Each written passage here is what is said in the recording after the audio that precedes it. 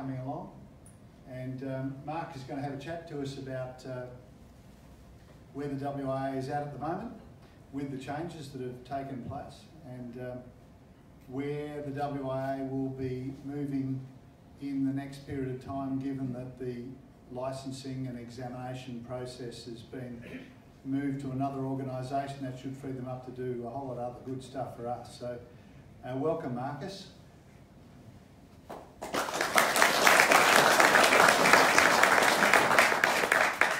Thank you very much. Here I'm trying to get the phone to sit somewhere that's helpful. Actually, no, what? We have a solution. Okay. I'll move that out of the way. So I'm not going to do so much up on the screen. There will be something I might put up on the screen later on. Hopefully the microphone's in the right spot. So WIA has a stock standard presentation, but being that I'm a qualified teacher, I decided I'll get up and try and talk a bit more rather than have something on the screen to distract. Let's talk about it. And if there's any questions as I'm going along, chuck them in, but we will have a full Q&A session afterwards.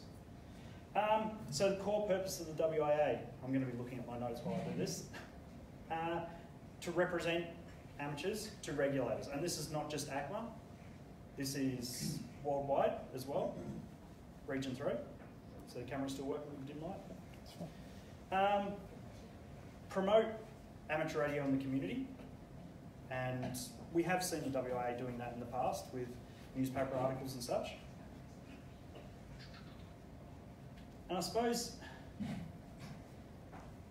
bringing people together that have that technical side of what they like to do, because nearly everyone comes into this from what they want to do, the technical side of things. We all love to find out how radio waves work a little bit more. Some of us just like to listen. Some of us like to transmit all the time. Some like voice, some like digital. So representation to ACMA, that's regularly talking with ACMA, giving them feedback for things like their 5-year spectrum outlook, which we did do, and I think we made that public, and I think everyone would have seen that. Working with IRU, ITU, IRU Region 3, and even this morning I spoke with someone from IRU Region 2.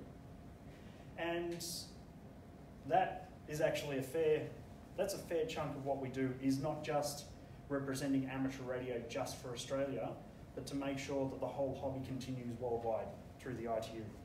And we've been doing that fairly seriously for a while. We also, a new thing that's been added to the spreadsheet there is the frequency assigners. We will be doing some frequency assigners, especially for repeaters and things like that. So rather than the current system that requires ACMA to do some work, we'll be doing the frequency assignment so we can put it straight in the database, and ACMA doesn't need to be part of that cycle. The idea was that ACMA was doing it for free for us, but they also only did it when they had free time. So it does mean that a cost does come in. But when it is only for repeaters, that's not all the time. Not going to be regular. And the new licensing that they want to bring in, that's going to be something that we're working with ACMA with already. Self-determination in the hobby, that's a big thing that ACMA's trying to push, that we determine how our hobby goes, rather than them being involved all the time. And there's lots of ideas that are being thrown around, and it'll definitely be something that we go out to the membership and ask, and to the community as well, to ask, what do you want us to tell ACMA? Or at least negotiate with ACMA. ACMA is also looking for administrative efficiencies, such as the frequency assigners. Let's take that off them. It's going to be a charge, but it means ACMA has one less thing to worry about. And at this stage, ACMA would love less things to worry about.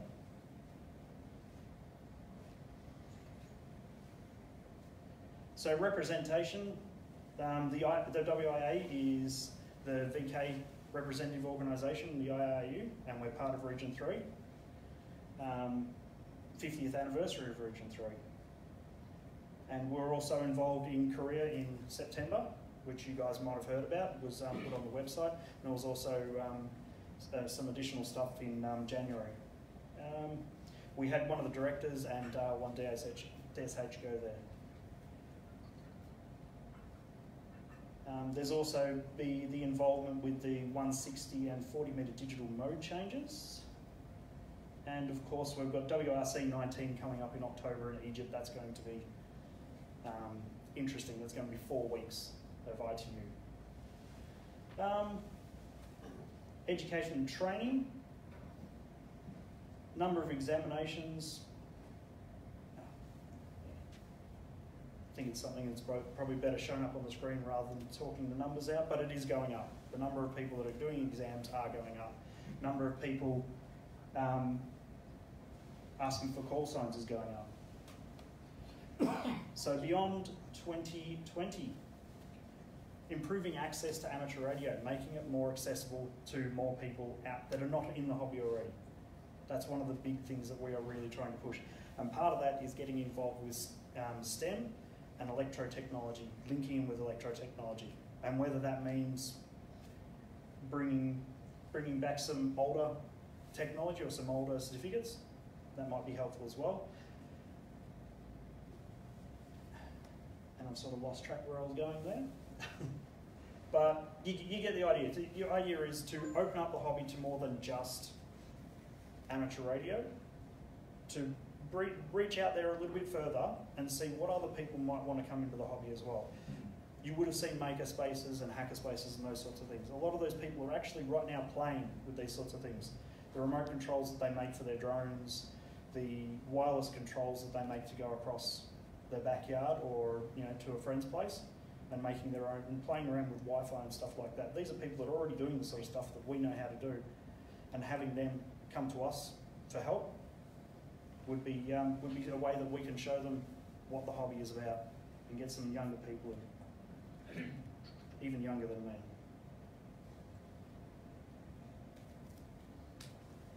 So, yes, University of Tasmania / AMC was successful with the tender. The transition plan has been activated, so that's something that the WIA has a transition plan. The deed ended rather than or expired rather than ending, I should say. So there are certain things in the deed that we need to execute, and we feel we've done them exactly down to the line. And there is actually all Commonwealth IP returned to ACMA before deed signed. So anything that was owned by ACMA at the end of the deed, we handed back to them. And we've had long discussions about what is owned by ACMA and what is owned by the WIA. We Does also that include the exam questions? The exam questions? Exam questions are a complicated one because the WIA developed them.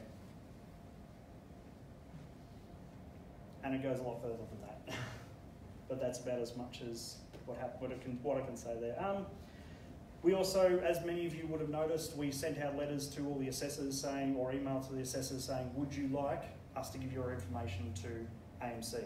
And that information went via ACMA. So we made sure that we did the right thing because it was before the deed was signed. We gave it to ACMA, and ACMA passed those details on to AMC. And I believe everyone's by now received, anyone that has received those emails from AMC. The WIA's concerns, currently, continuation of service. As the Approach to Market said 4th of February, there has been no real continuation from there. There currently isn't exams or call signs being done other than by ACMA. And we don't believe ACMA is doing any marking any exams or conducting any exams, although they do have the capability to do it according to their documentation. That's one of those fine print things you find when you're looking through the stuff. Can we currently get call signs allocated to us via ACMA? I believe you can, and a few people have put in applications. I don't know how long the process is because it's now something that they've got to do on top of all the other stuff that they do as public servants. It took them about 2 weeks to go through the process of one I just had go through. Yeah. So they're doing it fairly well. So 2 weeks is pretty good.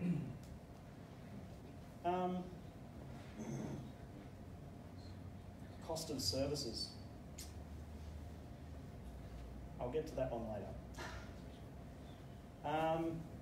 There is a concern for assessors being, the word used here is dumbed down to invigilators.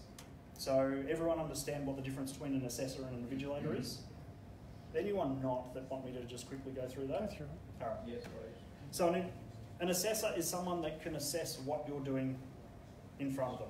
They can give an objective point of view for what you've got, so, or what you've given them. So if you've got a multiple choice question and answer, they can look at it and go, this is what you got right and wrong.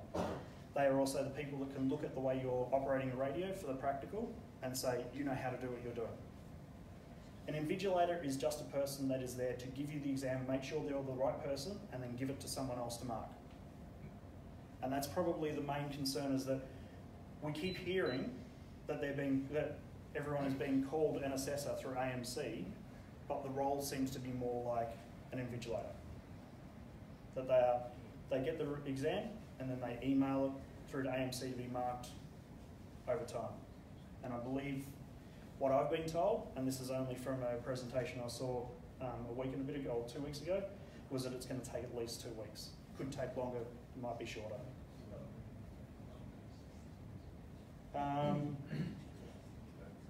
And ACMA has acknowledged that WIA has intellectual property, going by that question before, in this space. Promotion. We're wanting to help affiliated clubs with promotion. We want to help you guys. We want to make sure that the website that we've got set up has got all the club's information on there, so that if someone comes looking and they go, I live in this area, you know, I live just down Box Hill or around the corner of Lilydale, where's my nearest club, who can I get in contact with? And not a lot of clubs are keeping that information up to date, but we're trying to do our best to reach out to those clubs to make sure that you're getting the right, the right contact details to potential people. How's this up to date? National, international representation, of course, as I said before, talking with ACMA. And sometimes that means more than just talking with ACMA, it also means talking with Defence, because we share a lot of frequencies with Defence. Promotional and marketing material, that's being worked on. Grants scheme, which I think a few of you have sort of heard little bits and pieces about, we're bringing that back. And broader insurance offering, which is hopefully going to be around for next year. What the WIA is focusing on: QSL, AR magazine, core books, a new website to go along similar to the magazine, events, contests and awards, of course, the national broadcast, which we all listen to, the bookshop, repeaters and beacons, and how we're going to work that one out, and I spoke about that one before, and recently secured a substantial sponsorship. We have secured a lot of sponsorship that we can do things like the new G Suite emails, which is something that we're really excited about. And anyone that's concerned about the security of G Suite, talking about Google likes to scan through your information and sell it. G Suite is the other way around. G Suite's where we give you money and you don't take it out to anyone. So anything that goes into your, if you opt to get one of the WIA G Suite email accounts, that is not going to be on-sold from Google. Not that we know of right now. Google hasn't said that they're doing that, and the paperwork that is signed says they're not. And they do have certain obligations under the Privacy Act. If they were to do that, they would have to announce that. All right. I think there is more slides and slides there talking about future.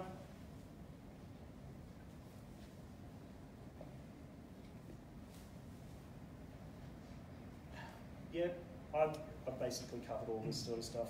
Talking about hackerspaces, makerspaces, getting the WA into that sort of stuff, looking at what we're going to do in the next 5 years, the next 10 years, and building a sort of strategy behind that. I think I'm happy to go to questions. with that. I don't want to bore everyone by me talking constantly. Mark.